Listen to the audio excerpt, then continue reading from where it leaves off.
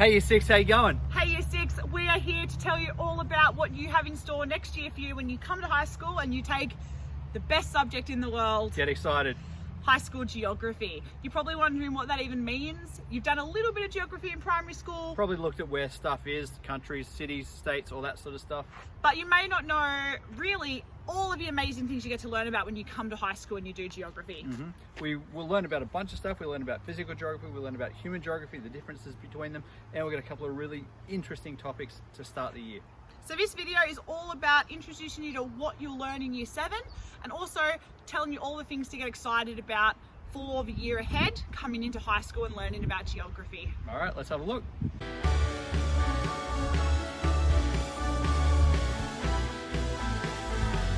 So you're probably feeling a lot of different things about starting high school. Maybe a little bit nervous. Don't worry, everyone's feeling that way. It'll be fine, trust me. Probably very Everything's gonna be excited fine. as well. So the first thing you're going to do when you come to geography is probably learn about what geography is and what geographers do. So we're going to look at different types of maps.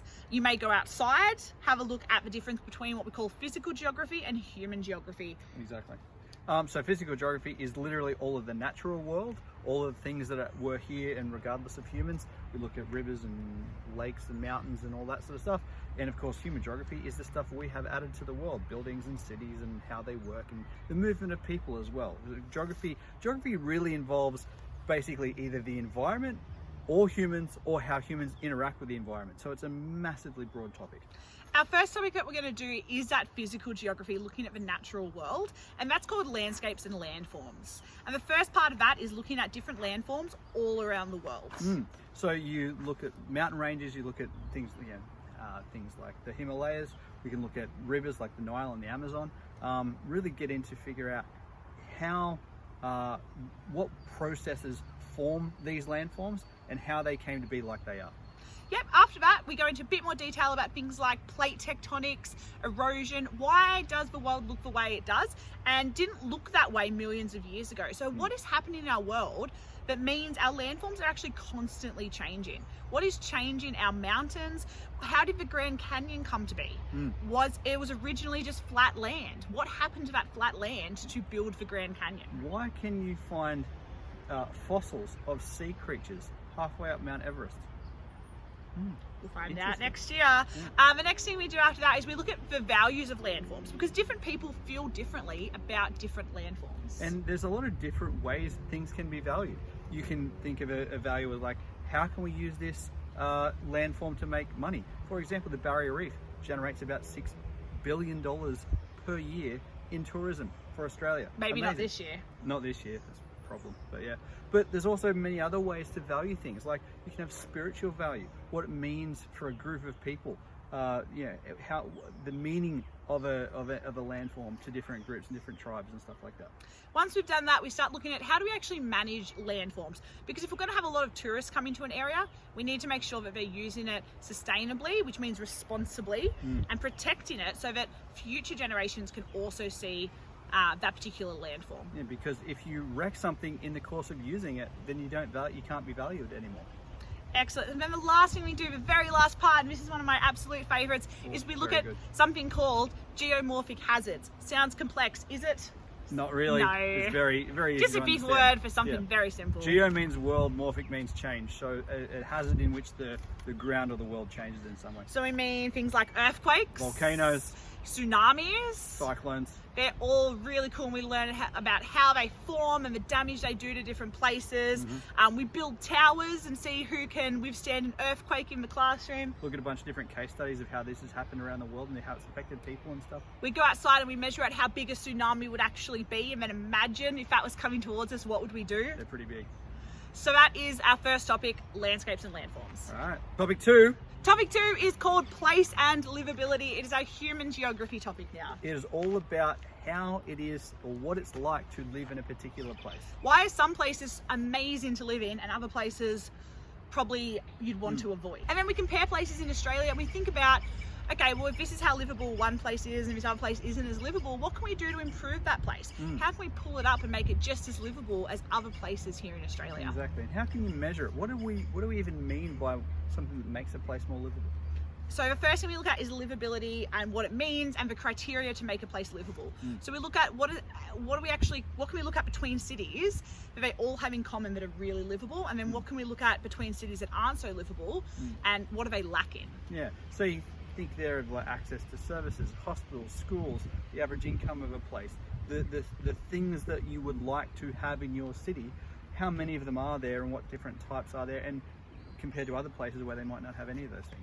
The next thing we do is look at the fact that even if a place or a city or a country is very livable, that doesn't mean it's the same level of livability for everyone who lives there. Exactly. So we look at Aboriginal communities, we also look at people with a disability.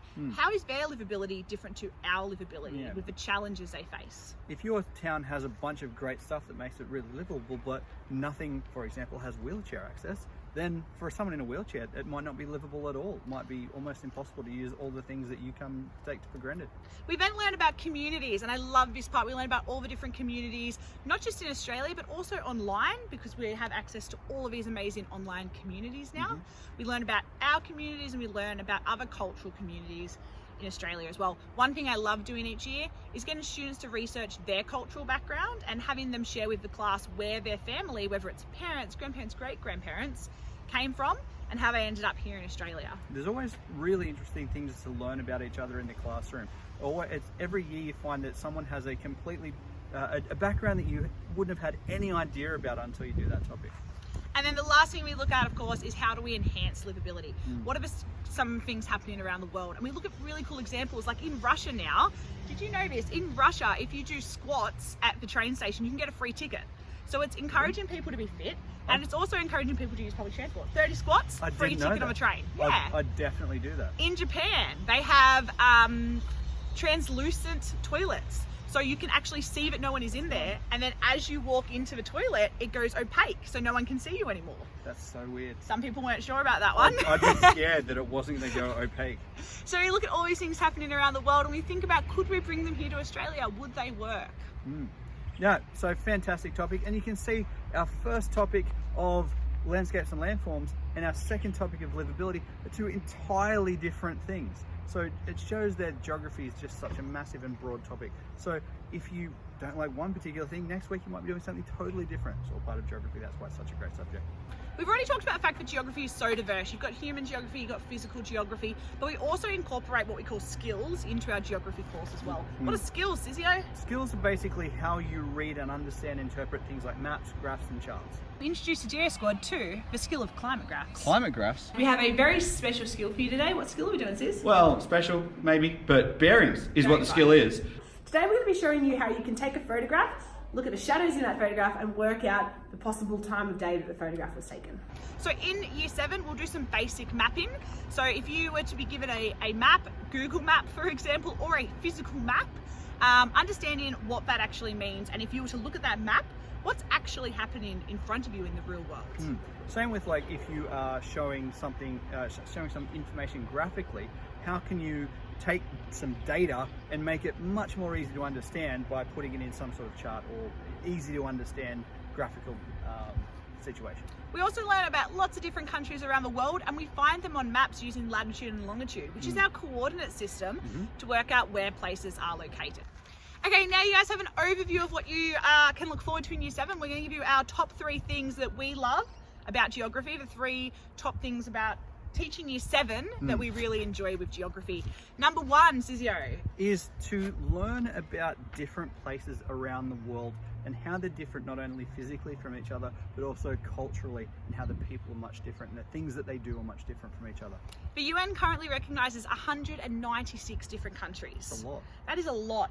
I can name them all, but I don't know everything about every single one. New Zealand, Tasmania. No, wait, that's not. Oh my gosh. So you're going to learn about all these different countries, and we'll watch drone footage over the top of different countries, and we'll learn about what the population is like there, religion, culture, communities, the landscapes and landforms, the mountains, the rivers. You'll have a much better understanding of the world once you've taken year 7 geography. Definitely. All right, number 2.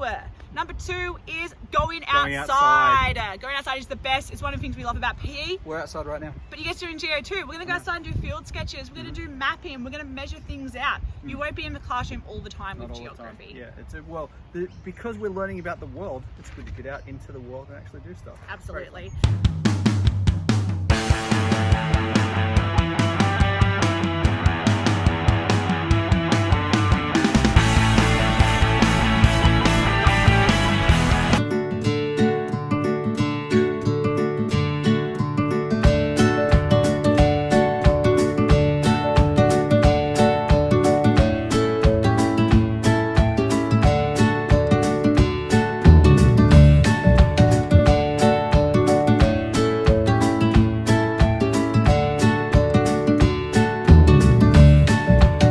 And number 3, which I think is both our personal favourites, It's up there. is that we get to have a lot of class discussion. Geography. I love discussion. Yeah, geography is not a class where you're going to sit quietly and just read stuff or write stuff. It's all about talking about your views, learning about other people's views, and really discussing the things that are happening around the world. Absolutely.